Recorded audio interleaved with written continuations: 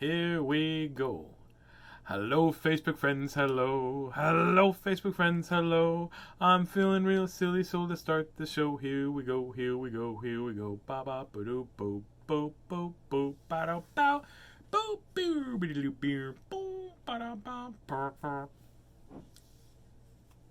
Hey everybody, how are you doing? That little sound was Miss Christie opening a bottle, and it wasn't anything else that you might think it was, that's for sure. Oh my goodness. Good evening. Good evening to everybody. Annette, nice to see you. Justin, good to see you. How you feeling, Justin? Threw a rapper or a rapper? I didn't throw a rapper. It wasn't the weekend. It's almost the weekend. Oh, I see. We got lots of other people saying hi too. Say hi, Miss Christie. Hiya! Hiya!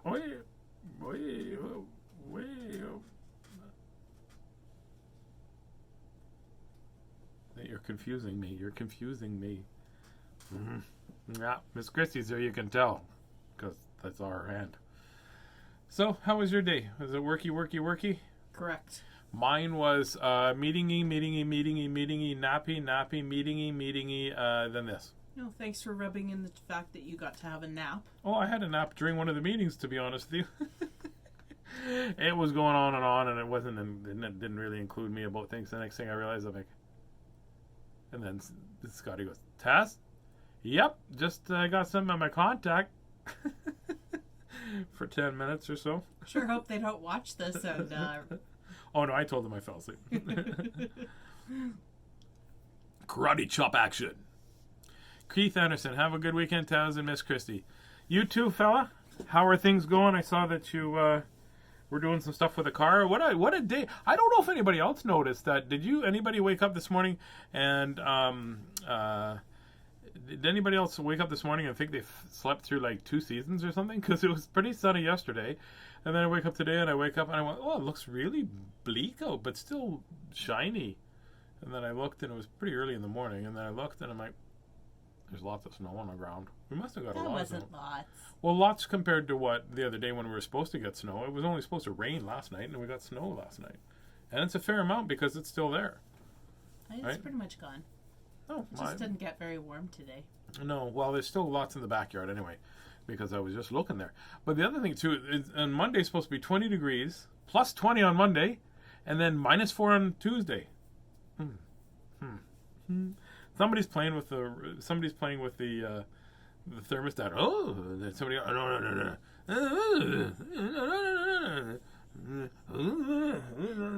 It's you and me though. So you turn the heat up, I turn it down. You turn it back up, I turn it down.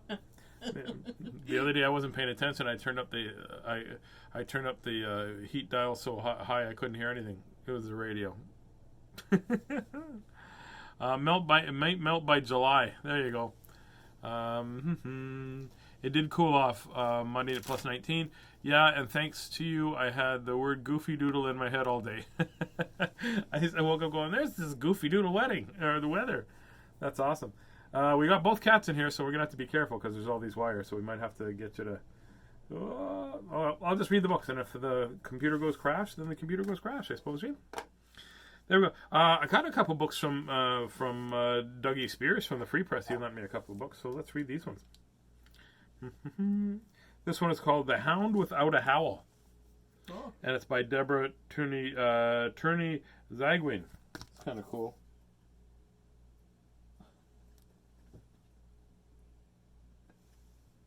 Did she find a bug or something? Yeah, I smooshed it out against the wall last night, and I forgot to pick it up. Well, I think she ate it. Good. Protein. Oh, and now she's playing with it. No, now she's playing with her shadow. So there we go. If you could take that over there, please, Miss Christie. That way we don't...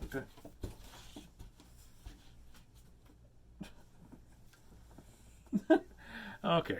So, let's see if I can show you. No, she's done playing.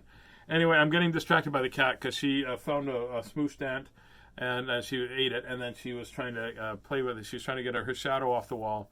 She thinks she's Peter Pan. She doesn't know. Hound Without a Howl. What year do you think this book was made, Miss Christie? I'll stop you right there because I can't, I don't know. So there you go.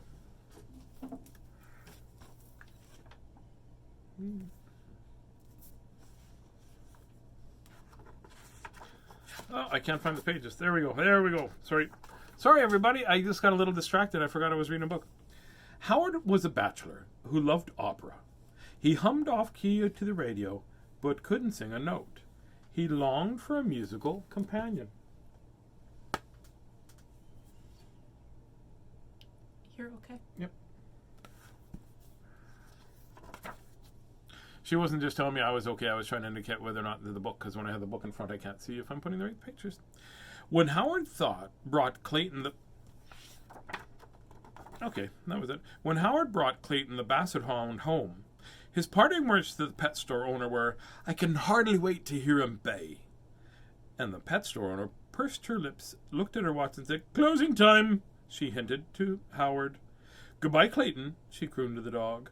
Howard and Clayton zigzagged through rush hour traffic until they reached the ocean side of the city.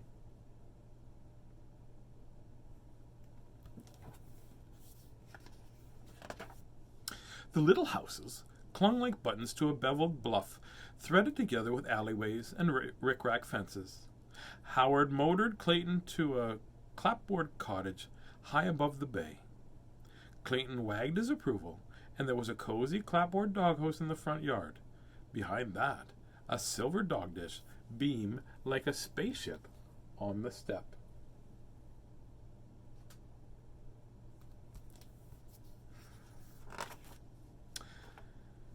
"You might be inclined to bay, Clay, on this doorstep," Howard coaxed as they stepped into the house.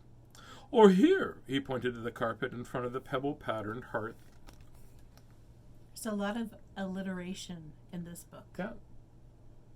Do you find it hard? Like, my tongue has a hard time. Sometimes when the pebble-patterned hearth and things like that. Perhaps the veranda will be the veil of ivy when the passion flowers will become your favorite spot. Clayton was speechless. Only his wag was working.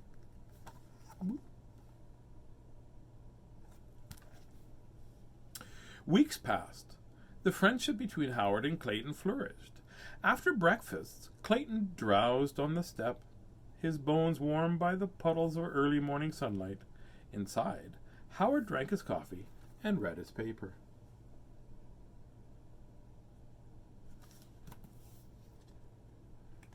He's very happy, just lounging around there, eh? Just lounging. Lounging. Just a good old sprawl. Rob Somerville Googled it, published in 1994. Thank you very much, Rob. In the afternoons, Clayton sprawled in the doghouse while Howard did yard work. He's got his bowl as a hat. The Hound slept after dinners on the plush mat below the pebbled pattern hearth.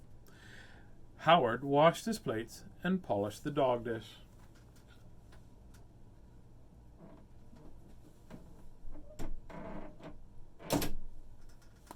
The cat just left. I think. I don't know. They're around here, maybe. They just come in for a visit. This dog sleeps so much I must think it's a cat. In the evenings, Clayton sought the veranda, loving its cool veil and passion flowers. There, the salty nip of the sea breeze teased his nostrils, and the heavy scent of passion flowers lulled him to sleep. "You're such a relaxing companion," Howard murmured. The dog was too contented to bay. The cat did not leave. The cat did not leave. One did. The other one's... Yeah. They're both here? No, one's outside the door, one's inside. One evening, Howard measured Clayton's doghouse. Clayton, digesting his dinner by the hearth, heard sounds of sawing and hammering, and he shuffled out to investigate Howard's handiwork. It's a good house. Mm-hmm. "It's a bay window, Clayton." "Nah, 'cause he wants them to bay. It's a bay window." That's a gooder. Howard hugged the basset. "You may feel an howl coming on soon." Clayton's sleep was deep that night. The window gave his doghouse a transparent feeling. He did not wake up to bay. Do you know why? Because the bay's closed. That's probably why.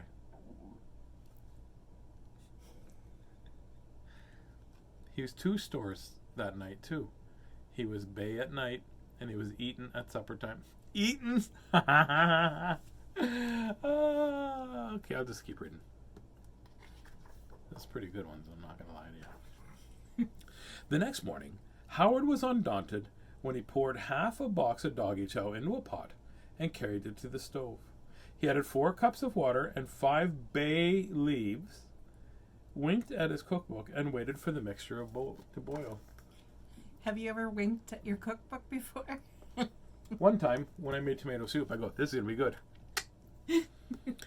Clayton, who was airing his ears and sunning his toenails on the doorstep, picked up the scent.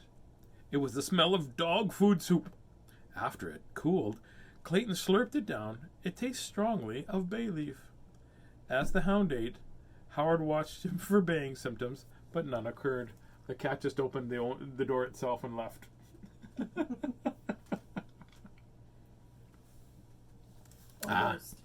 Groaner. Barb's like, groaner.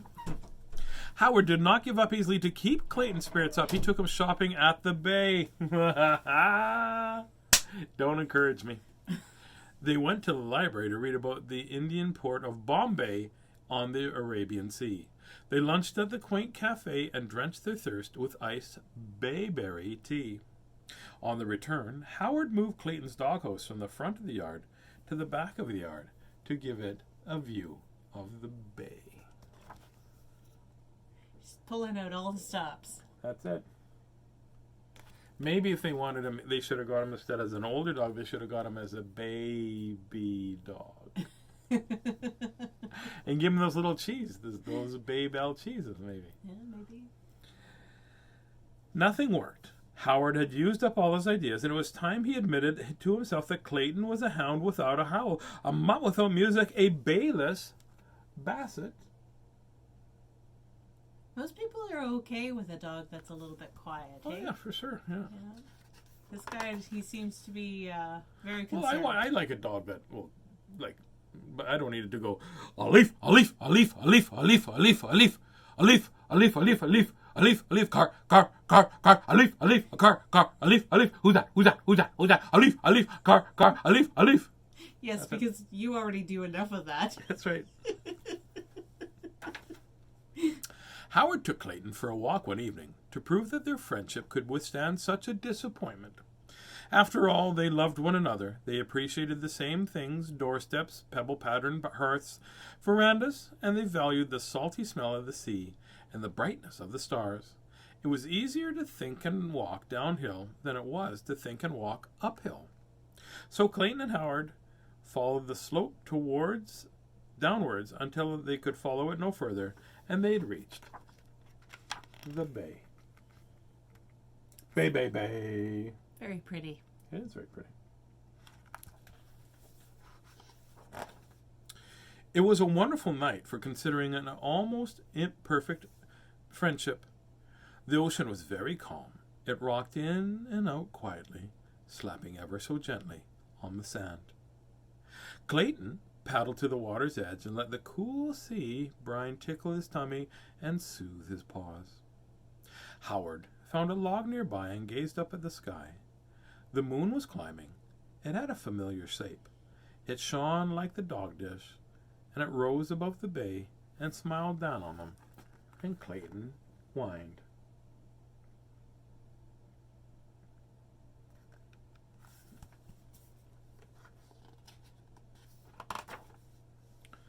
The moon divided itself into two, one solid round one in the sky, and one flat, wavy moon on the bay. The moon in the bay swelled to the size of a serving tray, a celestial dinner plate, I guess. Clayton moaned. The moon in the bay stretched long like a serving spoon, pointing to the dog in the shallows. Clayton threw back his head and yowled. A yowl led to a howl, which led to a yowl, which led to a howl, which finished with a series of yodeling yelps. Clayton coaxed the moon shoreward with his bay.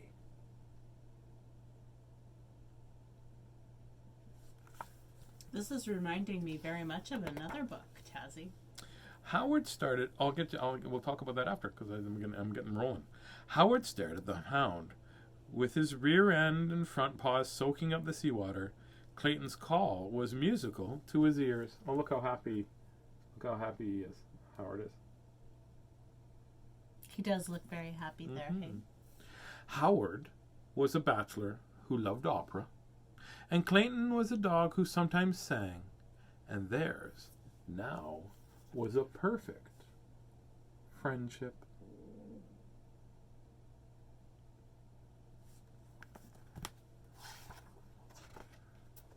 That was cute. Oh, there it was. There in the back here. There you go. A cute book.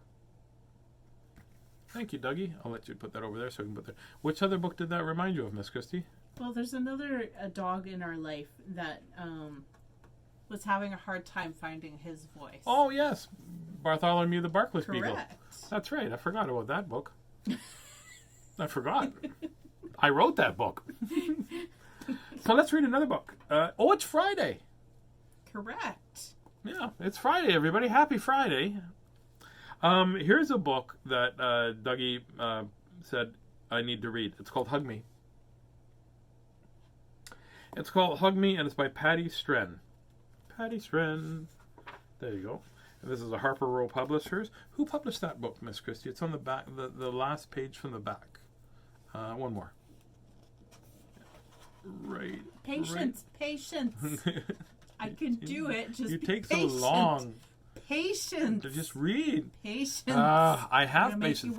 I want patience, but we have to hurry up and get me patience. Orca Book Publishers. Orca Book Publishers. Okay, I would have found that in about a tenth of the time. Hey, Shay Robinson, how are you? We got to get these books back to you. Shay lent us a bunch of books. Harper Row Publishers. See how fast they did that? And this book was from 1977. It's called Hug Me. And it's for a very special person who lives at the end of Cherry Lane. Ron.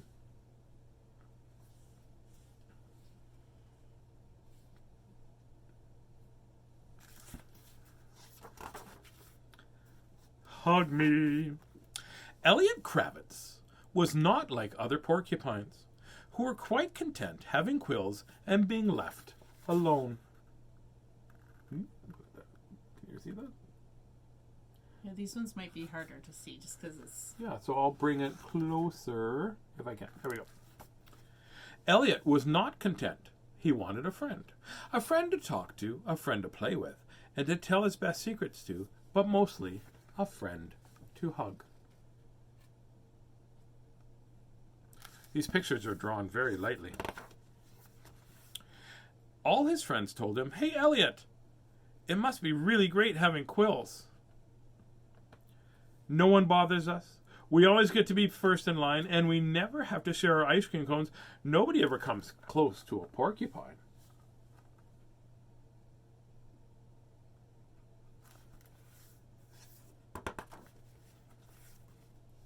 But Elliot rather liked people.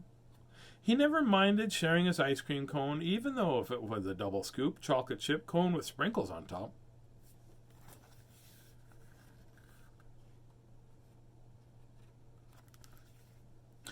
Elliot longed for a friend. You see, there was one thing he wanted more than anything else in this whole world: a big, tight hug. The other porcupines wouldn't hug him. "It's too hard," they said, hugging someone with quills.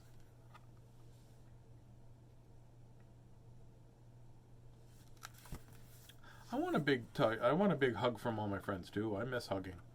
Yeah, you really get a lot out of hugging. Yeah. Hugging me, you can do that a lot, but it's not the same. No, it's not the same. Just being able to well, hug I mean, everyone. it's the same. We still give each other love and a hug, and you feel protected and such. Yeah, well, it's still good. It's still good, but it's not. Being able to hug everybody. That's right. Yeah. So Elliot spent a lot of his time hugging, telephone poles. I feel like we've read this book before. I think yes, but it might have had different I think it was an updated version. Yeah. Yeah, it's an older book. Cause if he tries to hug me, I'm gonna slug him. Says one of the birds. Yeah, because that'll help. Let's punch something that has quills. I like hugging parking meters and traffic lights. Yeah, definitely. We've read this book. Yeah. But not from, this book is from 1977. I would have been 10. You would have been 2. Correct. Right? After a while, Elliot got tired of how come then you're older than me now? By a lot. It's because you stalled out at what, like 8? Yeah, that's probably much it. After a while, Elliot got tired of hugging telephone poles, parking meters, and traffic lights. They didn't make him feel very good. I can imagine. It's a little bit cold and hard, and just, a hug should be a little bit squishy, right? Like, yeah, or with me, a lot squishy. I'm like hugging a memory foam pillow. When you go like that, there's still marks where your arms were. During the day, he continued to hug things, and then at night in bed, Elliot would dream of having a real friend who would hug back. Oh yeah, it's spring break. It's spring break as well. Not for me. Well, somebody's got to pick up the slack. One morning, he got out of bed and said, "Enough is enough. No more hugging parking meters, traffic lights, and telephone poles. I want a friend to hug and a friend to hug me back." I like the determination. Exactly. He's like, enough is enough. Elliot decided to disguise himself as a birthday present. People love birthday presents. Maybe someone who loved birthday presents would want to be his friend. Oh, look, a birthday present. No, it's not. It's a porcupine. Happy birthday to you. Happy birthday to you. Hey, Elliot, what are you doing? Maybe it's his birthday. That's what they're all saying there.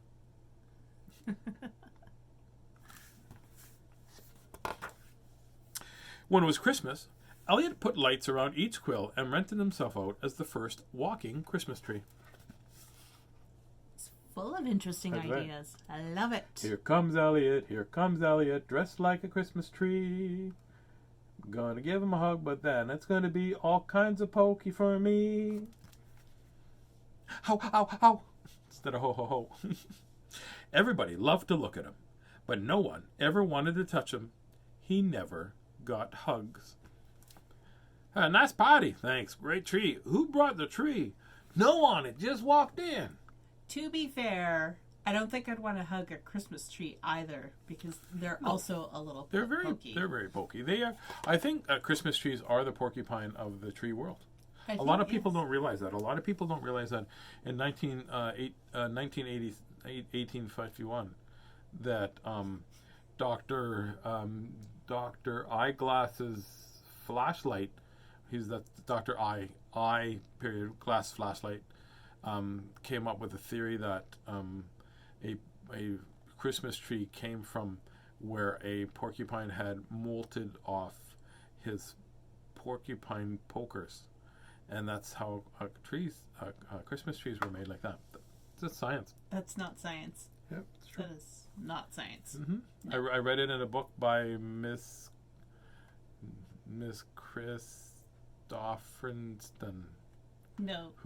It's a book I read. No. You don't know if I read a book. By this time, Elliot was very angry and upset. I'll get even. He said, "I'll put extra erasers on each one of my quills and I'll wipe everybody out." What are they saying there? Poor Elliot. Poor Elliot. I think we should fly a little higher. Then he said to himself, "Elliot, you're being silly. There's nothing you can do." No, don't give up, Elliot. No.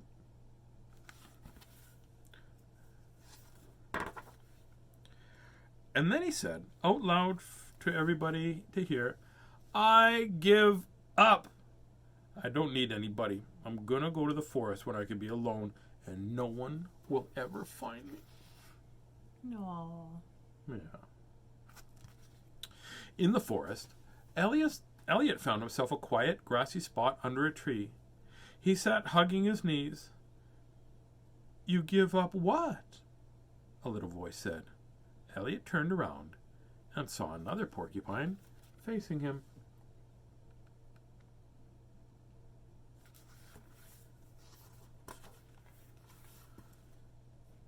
Oh, Shay gave us a book about Elliot wanting hugs. The one I gave you might be the updated version. That's right, yes. Oh, okay. "What's your name?" she said. "Elliot Kravitz," said Elliot Kravitz. "What's yours?" "Thelma Claypits," said Thelma Claypits. "What are you doing here?" she asked. "I'm here because nobody wants to hug me."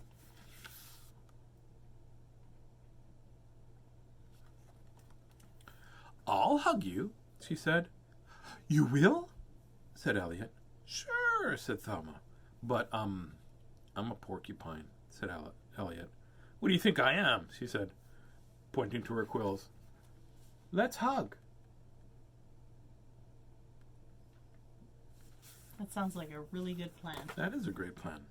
And they tried, slowly and carefully.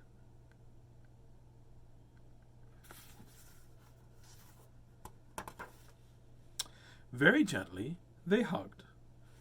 Elliot smiled.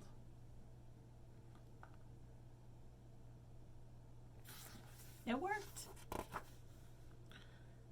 This is nice, he thought to himself. And he was right. The only thing missing was a puppy for Tazz. But So doesn't that's say awesome. that in the if you book, read does that, it? I'll see. It does not say that in the book. If you read it, you don't know. You didn't believe me about the porcupine Christmas tree. I wonder if here's the book that she lent me. Let's see if the porcupine book is in here. See, it does Olivia. not say that. Oh, it in here. erased itself. Nothing You must about a puppy. You probably shook the book and then No. you erased it. Nothing about a puppy, guys. I think you might have shaken the book and erased it. I did not. You might have. I did not. You might have. No. It's possible. No. It is possible. No. Yeah, it's possible. Words don't just fall out of books, Tazzy. They do. No. One day, okay, where do you think alphabet soup came from? What happened was the guy was reading his book and he had it like this. I'll show you in a minute, but I'm looking for the book. I think maybe we I think it returned was a while ago, Tazzy. It was a while ago. Okay, It so might it's have not been in in here. a different bag. Okay, this book, we got to take this bag back to Miss Shea. Yeah. That's it. Okay, so what happened was there was a guy, he was having some tomato soup. And he's reading lots of letters, like mostly vowels. And reading, and he went like that. And he shook his book. And then it went all into the soup. No. And that's how and he thought, you probably don't remember this, but he should have remembered because the same thing happened a week before when he was having cereal. No. It's what happened. No. That's science, Miss Christie. That is not That is science. totally It is science. It's total something, but it is It's not total. science. Where do oh Yaz, are you there, Yaz? Good to see you, little one.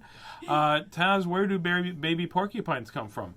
I'm thinking mommy and daddy porcupines. I think that's where they come from. I'm not sure. That there, yes, That's made up. that's biology. No, and I know. and that's science. Okay, I talk moronology. So that's what it is, right? That is not Just science. because I made it up does not mean it's not true. Usually it does, No, yes. if I just made it up. Okay, so if I made a song, Miss Christie's the awesomest Miss Christie in the whole world. She's a good hugger. She's got really cool hair. Boop. I made that up. Does that make it not true? Not in this particular case. So there's a that. I didn't Did say that every make it? time. I know. So you don't know. You don't know what's going on. Seriously. I know you have mischief all over your face right now. That might be mustard. There you go. So that's it for the week of reading. I guess we're reading tomorrow night too. So have yourself a really good night. I'm going to think about puppies, and you can't say no because I'm just going to think about them. You can think about it all I you know want. I'm going to think about it all you want. So there we go. Remember, remember if you have a chance to be extra kind to somebody for no reason, let's make sure that you do that. And by extra kind, I mean kind for no reason. Just saying something nice to somebody or giving them a smile. It's hard when you got the mask on to smile at people. But you know what? Remember that what that man said to me? He's like, you have a very lovely smiling eyes. I thought that was pretty cool too. So have yourself a great night. I hope you had a great week. Justin, I'm glad you guys are feeling, hope you're feeling better. I know that you went for your COVID test, and I'm very proud of you, how brave you were. And that's about it for tonight, I think. So let's sing my song, shall we? Good night, Facebook. Oh, I was going to tell you. So I talked to Fred Penner today. Freddie and I had a FaceTime meeting, and he's writing the music for my Seven Little Fishy song. I'm so excited. That's really good. I'm so excited. And do I have to? 3 is good. But I'm just. I don't know. I was just seeing how many times you do that. And so that's exciting. That's exciting news. There we go. Weebeast is just saying, when are you coming to pick me up? So I'm going to go pick up Weebeast. You have yourself a really good night. Yaz, brush your teeth, and it's probably time for bed, I bet. I'm not 100% sure. Good night, Facebook friends, good night. Good night, Facebook friends, good night. May your dreams be cheery and your dreams be bright. Good night, Facebook friends, good night. Sleep tight. Take it away. Birthday. Sleep tight, Facebook friends, sleep tight. May your dreams be so silly, tell the morning light. Good night, Facebook friends, good night. So have yourself a really good night. And Miss Christy and I, lots of love from Miss Christy and I. And I'm going to go talk to Miss Christy about a puppy. Nope. A puppy. Nope. A puppy. Nope. She said maybe.